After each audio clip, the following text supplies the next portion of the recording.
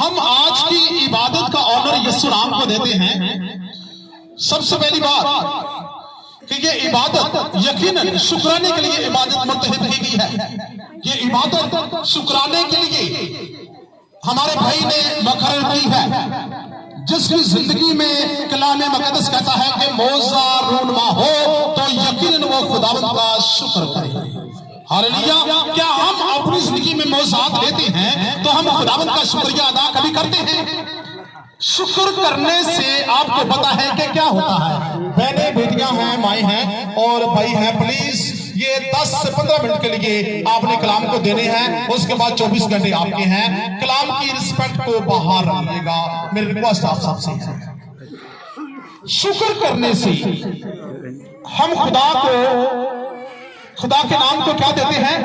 इज्जत और जलाल देते हैं। और शुक्र करने से, शुक्राना करने से हमारी जिंदगियों के बोझ जो है वो हल्के हो जाते हैं। और शुक्राना करने से हम खुदा के गुस्से को ठंडा करते हैं। हम शुक्राना करने से अपनी जिंदगी के ऊपर जो बोझ होते हैं उसे हल्का महसूस करते हैं। ये शुक्राना किसके नाम का होता है? खुदावंद। जज्बे के साथ आवाज नहीं आती। खुदावंद यीशु के नाम का होता है शुक्राना। अगर शुक्राना खुदावंद यीशु के नाम का होता है तो मौज़ात भी कौन करता है? मौज़ात भी वही करता है, वही यीशु, आपका और मेरा यीशु, जो कि कलाम मुक़द्दस और इसके यूहन्ना की अंजील उसका पहला बाब 10 और 11 में लिखा है कि जितनों ने उसे कबूल किया, जितनों ने उसे कबूल किया, उसने उन्हें खुदा के फर्जंद बनने का हक बख्शा। जितनों में हम कौन हैं? क्योंकि इससे पहली आयत में ये रूनमा किया गया है कि वो अपने घराने की खोई हुई भेड़ों के लिए भेजा गया। कौन? यीशु मसीह। मेन वो मुंतहिब इस्राएल के घराने की खोई हुई भेड़ों के लिए भेजा गया था। क्योंकि शमाऊन जो हैकल में जब यीशु की पेशगी करता है तो कहता है कि खुदावंद तेरा शुक्र हो कि मैंने तेरी क्या देख ली है? क्या देख ली है? निजात देख ली है। मैंने तेरी निजात देख ली है। ये बहुतों के लिए उठने का सबब बनेगा और इस्राएल की खोई हुई भेड़ों के लिए निजात का बायस बनेगा। ये नबूवत की रूह से शमाऊन हैकल में बयान करता है कि यीशु इस्राएल की खोई हुई भेड़ों के लिए भेजा गया। जब एक किनानी औरत यीशु के पीछे पीछे जाती है तो कहती है कि ऐ खुदावंद, ऐ यीशु, मेरी बेटी क्या है? बीमार है और इसको बदबू तंग करती है। तो यीशु ने क्या कहा? ऐ औरत, मैं तेरे लिए नहीं भेजा गया।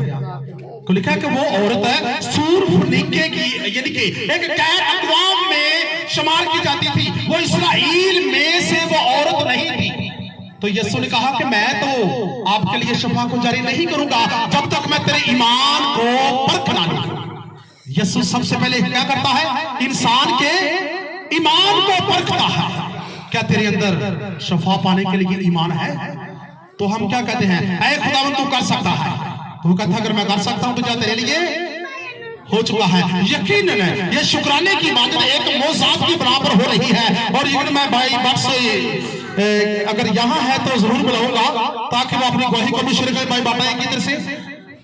अजीजों, मैं आपको साथ साथ रखना चाहता हूं यीशु अल मसीह की जिंदगी, जो उसकी खिदमत का सारा सिलसिला है, उसमें आप देख ले 4 अनाजील का मुतालिया करके देखें कि यीशु सिर्फ दुखी लोगों के लिए जमीन पर आया और जिनकी जिंदगी में लानत थी उनकी लानत को दूर करने के लिए यीशु दुनिया में आया। 4 अनाजील का जब हम मुतालिया करते हैं तो यकीनन यीशु की खिदमत का सारा जो सिलसिला है वो मौज़ात के ऊपर चल रहा है कि यीशु ने मौज़ात के अलावा कोई खिदमत की है नहीं, बल्कि दुखी लोगों के लिए तेरा और मेरा यीशु खिदमत करता है। और कहता है कि मैं इस्राएल की खोई हुई भेड़ों के लिए भेजा गया हूं। लेकिन जितनों ने उसे कबूल किया उसने उन्हें खुदा के फर्जंद बनने का हक बख्शा है। जितने में आप और मैं शुमार है, हम इस्राएल के यानी कि जिस्म के लिहाज से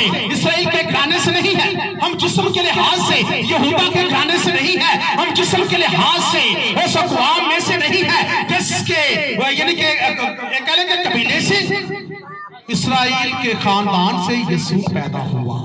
लेकिन हम गैर अकवाम में शुमार तो किए जाते हैं, लेकिन खुदावंद कहता है कि जितनों ने यानी कि उसने हर एक दुखी इंसान को अपने लिए बुला लिया। उसने कहा कि मैंने गुनहगारों के लिए आया हूं और मैं हर तरह के यानी कि बीमारियों में जकड़े हुए लोगों के लिए आया हूं, और जिनकी जिंदगी में गम नाच रहा है मैं उनके लिए दुनिया में भेजा गया हूं। और यकीनन उसने अपने बंदा को यह खिदमत अनायत की हुई है कि जिनकी जिंदगी के अंदर गम, तकलीफें और इब्लीस अपने जोर आजमाई को शामिल करता है, तो खुदा कहता है कि मैंने अपने लोगों को जमीन पर मुकर्रर कर रखा है और मुजाद की बना पर अपने नाम को इस तरफ चला देगा।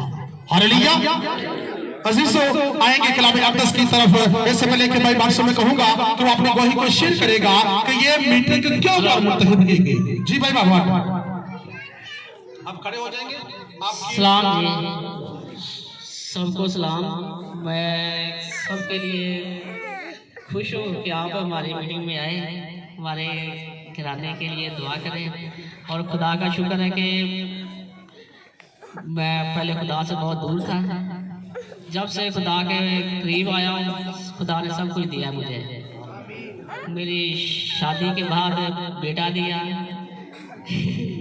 और बरकते से बरकता दी जा रहा है। भाई बात कंफ्यूज हो गए। बोलना आपको पता है कि बहुत मुश्किल है। किसी ने क्या कहा था कि कोर्स कीजिएगा, बोलने का वाम के सामने था कि आपने इलेक्शन के लिए इलेक्शन करना है। वो गोभी के ऊपर जाकर ज्यादा इलेक्शन करता था, कहता है कि मैं आपके लिए सब कुछ करूंगा। लेकिन जब वाम के सामने आया तो कहने लगा कि मैं आपके लिए खामोश हो जाऊं। कहता बंदे बंदे तो गोभी गोभी। ये बहुत मुश्किल है। अजीजों, इससे पहले कि अपने वक्त हम गरीबन जानते हुए आए लूका, तबीब लूका रसूल की मार्फत लिखी गई अंजील, उसका 18 बाब उसकी 35 आयत से लेकर हम 43 आयत का मुताला करेंगे, क्योंकि देखेंगे कि आज का जो मौज़ा है लिखा है कि यीशु एक अंधे भिखारी को क्या देता है? शफा देता है। जिन बेटियों के पास या बेटों के पास बाइबल है वो जरूर इस हवाला को निकालिएगा। सफर नंबर 95 है। यीशु एक अंधे भिखारी को क्या देता है? शफा देता है। बागौर सुनिएगा, लिखा है कि जब वो चलते चलते यरू के नजदीक पहुंचा तो ऐसा हुआ कि एक अंधा राह के किनारे बैठा हुआ भीख मांग रहा था। वो भीड़ के जाने की आवाज सुनकर पूछने लगा, ये क्या हो रहा है? उन्होंने उसे खबर दी, यीशु नासरी जा रहा है। उसने चलाकर कहा, ऐ यीशु इब्ने दाऊद मुझ पर रहम कर। जो आगे जाते थे वो उसको डांटने लगे कि चुप रहे, मगर और भी वो चिल्लाया कि ऐ इब्ने दाऊद मुझ पर रहम कर। यीशु ने खड़े होकर हुक्म दिया कि उसको मेरे पास लाओ। जब वो नजदीक आया तो उसने उससे ये पूछा, तू क्या चाहता है कि मैं तेरे लिए करूं? उसने कहा कि ऐ खुदावंद, ये कि मैं बीना हो जाऊं। यीशु ने उसे कहा, बीना हो जाओ। वो यानी कि क्या कहा? बीना हो जा, तेरे ईमान ने तुझे अच्छा किया है। आमीन। आज के कलाम का पढ़े जाना और सुने जाना वैसे बरकत है। सब कहें कि खुदावंद का शुक्र हो।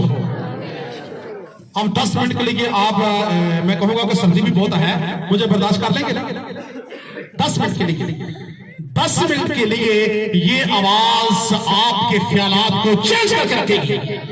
10 मिनट के अंदर ये आवाज आपका शोला बनती हुई आपके भद्रों में सरायत करेगी, क्योंकि लिखा है कलाम मुक़द्दस में कि खुदा की आवाज में जोर है। किसमें जोर है? खुदा की आवाज में जोर है, और खुदा की आवाज में कुदरत है, और खुदा की आवाज में मौज़ात है, और खुदा की आवाज में हमारे लिए इत्मीनान, तसल्ली, खुशी है। ये किसके वसीला से है? कि खुदा की आवाज के वसीला से है। अगर हम खुदा की आवाज को रिसीव नहीं करेंगे तो हमारी जिंदगी मौज़ात में कभी शामिल नहीं हो सकती। जो लोग चाहते हैं ऐ खुदा हमारे घर में गम है, बीमारियों का सबब है, तकलीफें हैं, कोई घराना जो दुनिया में आया है, पैदा हुआ है कोई शख्स है, कह सकता है कि मैं गम से आजाद हूं, या यहां वो कह सकता है कि मैं गम से आजाद हूं, मेरी जिंदगी में कोई गम नहीं है? कोई कह सकता हो? अपने को व्यू दे सकता है? कोई भी नहीं है, क्योंकि अय्यूब खुदा का बंदा कहता है कि इससे पहले कि मैं सिकाते हमल हो जाता, क्योंकि मैंने दुनिया में आंख उठाई और मैंने अपने गिरदो नवा ग्रुप और जवार चारों तरफ गम को देखा है। वो गम कहां से आया? वो गम सोचिएगा कहां से आया? प्लीज 10 मिनट कलाम के लिए। वो गम कहां से आया हमारी जिंदगी में? क्योंकि गम जो है वो बाकी अदल से लेकर बड़ी नौ शख्स के साथ साथ दुनिया में चलने लगा, क्योंकि हम जो दुनिया में चल रहे हैं, हमारे बाप दादा ने गुनाह किया और हमने गुनाह किया, आगे हमारी पुश्तें गुनाह में डूबी हुई है, और यही गुनाह आपको गम में डुबोता जा रहा है। गम किससे निकलता है? गुनाह की शाखों से पैदा होता है। हम कहते हैं कि हम तो गुनाह से पाक हैं, हम तो चर्च जाते हैं, हम तो प्रशस्त में भी ठहरते हैं। बिल्कुल नहीं करते गुनाह, बिल्कुल अच्छी बात है। मैं आपको उजागर करके दिखाऊंगा कि हम क्या अपने आप में इकरार करेंगे कि हम गुनाह करते हैं। बेशक किसी के सामने इकरार ना करें, लेकिन खुदा आपके ख्यालों की वसीला से आपको तंबीह करेगा कि तू गुनहगार है, हम गुनहगार हैं। यहाँ जो भिखारी राह के किनारे बैठा हुआ है, तो यीशु वहां क्या कर रहा है? गुजर रहा है। यीशु गुजर रहा है। क्या उसने जाकर अंधे को यह नहीं कहा कि भाई तू तो अंधे राह के किनारे बैठा हुआ है, तू अंधा, तू देख भी नहीं सकता, मैं चाहता हूं कि तू राह के किनारे अंधा बैठा हुआ है तो मैं तुझे बीना कर दूं, मैं तुम्हें ठीक करना चाहता हूं, मैं तेरी आंखों को लौटा देना चाहता हूं, क्योंकि मैं कुदरत वाला हूं, मैं लहाम वाला खुदा हूं। और मैंने बाकी अजर में मट्टी से इंसान को, मट्टी सानी और उसके मट्टी के वजूद से इंसान को पैदा किया और मैंने उसको खड़ा किया है। लेकिन यीशु ने यहाँ अंधे को ये लफ्ज कोई भी नहीं कहा कि मैं तुम्हें शफा दे सकता हूं, मैं तुम्हें चाहता हूं। किसने अपनी कोशिश की है मौजा लेने के लिए? भाई के लिए तारीफ जाइएगा, जरूर जाइएगा प्लीज, रिक्वेस्ट के साथ। आता सबको मैं अक्सर कहता हूं कि बोलना मुश्किल है, आता हर एक को होता है, बोलना बहुत मुश्किल है क्योंकि ये खुदा का कलाम है। जब हम घर की लड़ाई में बोलते हैं ना तो अपनी बारी नहीं किसी को देते। जब बहने या माएंगे जो भी ना, जब गद्दे का प्रॉब्लम होता है तो वो भी बारी अपने को नहीं देते। ऐसा होता कि नहीं होता? लेकिन खुदा की महफिल में कौन बोले? जिसके दिल में दिलेरी का रूह बसा हुआ है वो ही बोलेगा, दूसरा नहीं बोलेगा। हालेलुया। अपने आप को परखिएगा, अपने आप को देखिएगा, क्या हम में दिलेरी का रूह है? जैसा कि इस अंधे के अंदर दिलेरी का रूह मौजूद था, वो राह के किनारे बैठा हुआ अपनी शफा के लिए अपनी आवाज को बुलंद करता है और कहता है कि यहाँ क्या शोर-गुल हो रहा है, यहाँ क्या हलचल मची हुई है, यहाँ लोगों की कैदर कटी हुई है, ये किस लिए हुई है? क्या किसी ने पूछा है आपसे? या कहीं यहाँ आते हुए रास्ते में किसी ने आपसे पूछा कि भाई आप कहाँ जा रहे हैं? इंसान उस वक्त भागता है जब इंसान के अंदर इब्लीस बीमारियों को इन करता है।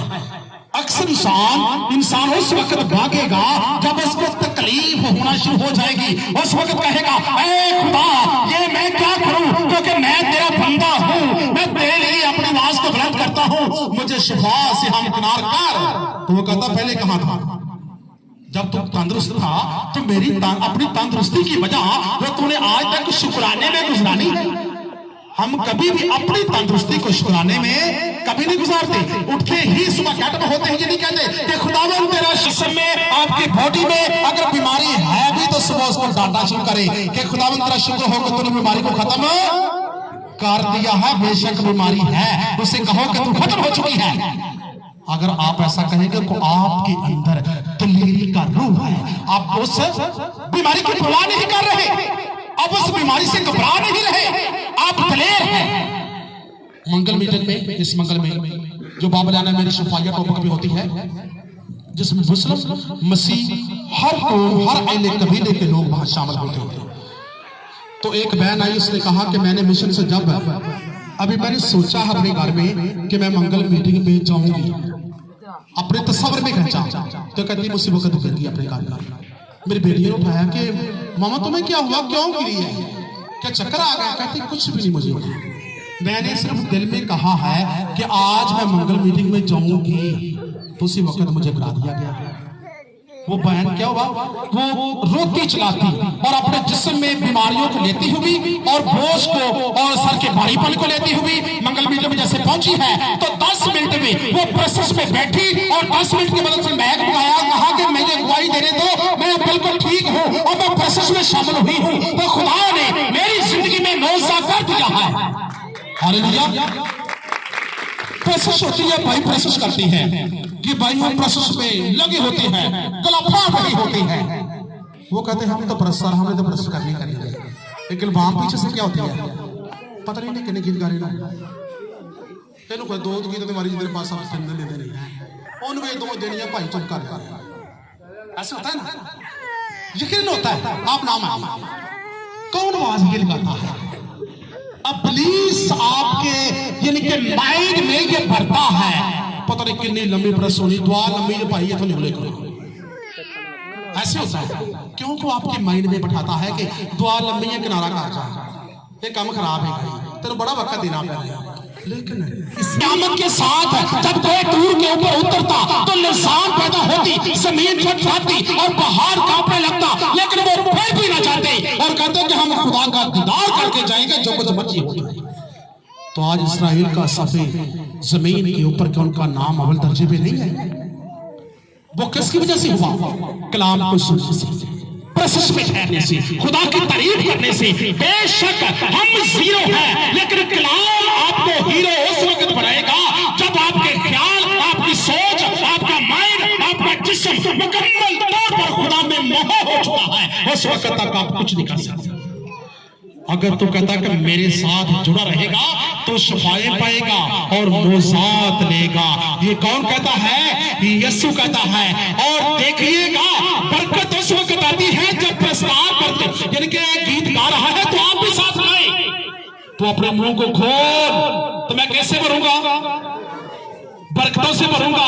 तो हम अपने मुंह को तो खोलते नहीं है और कहते कि बरकत 2022 की हमारी जिंदगी में आए, हम कलाम भी ना सुने और फिर भी बरकतें आए। लेकिन खुदा कहता है कि मैं एक लैनत का खुदा हूं, मैं तरतीब का खुदा हूं, और अगर तू प्रोसेस में ठहरेगा, कलाम को सुनेगा, तो मेरी आमद तेरे वजूद में तकलीफ के वसीला से और सोच के वसीला से और माइंड के वसीला से और एक कलाम के व्यू के वसीला से तेरे अंदर आएगी और तेरा वजूद कलाम की तपश से ममूर हो जाएगा और तस्वीरें जलेगी, बीमारियां भस्म होगी, हर तरह का जादू टूना इस कलाम की व्यू के वसीला से तेरे लिए मौजात को लेके आएगा।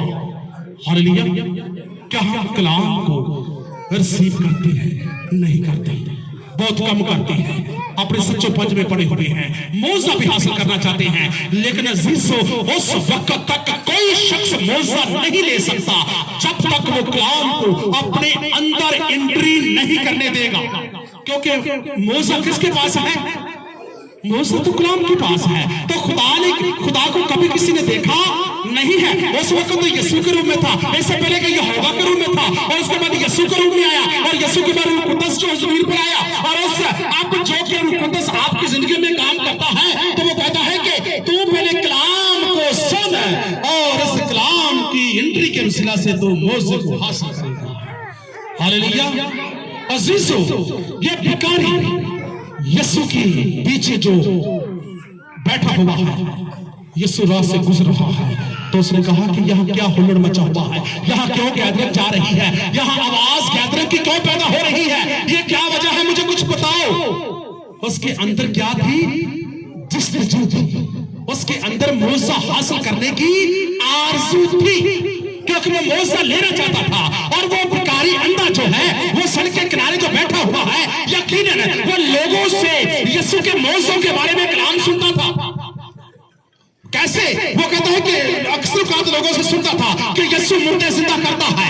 वो कहता है कि वो यीशु खुदावंद ऐसा हो कि वो यीशु मेरे रास्ते में से भी गुजरे और मैं भी अपना मौजा लूंगा।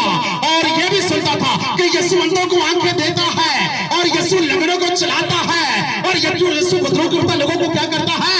आजादी मकसद से रिहाई और निजात बख्शता है। और ये सब ये अंधा भिखारी सुन चुका था और उसके अंदर सुन सुन पर ईमान पैदा हो चुका था। सुनना किदे विचों?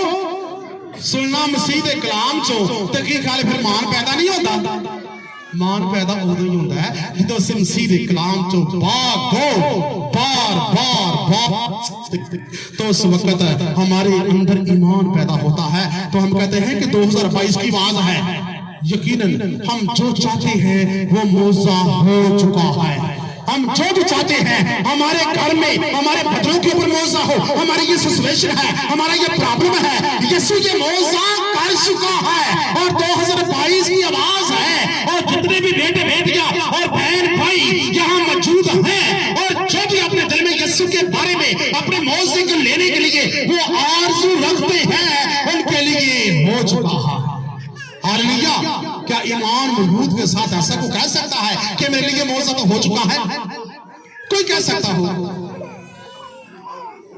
यही है ईमान की मजबूती नहीं है, ये ईमान की कमजोरी की निशानी है। ईमान की कमजोरी की निशानी। या मुख्य बात में छोटी सी बात मैं बताऊंगा, उसके बाद इस बात को यानी कि अंधे भिखारी की यानी इसके बात को मैं क्लोज करूंगा। एक शख्स उसकी दोनों टांगे नहीं है। वो पास्टर के पास जाता, कहता है कि पास्टर जी मेरे लिए दुआ करो ताकि मेरी टांगे आ जाए।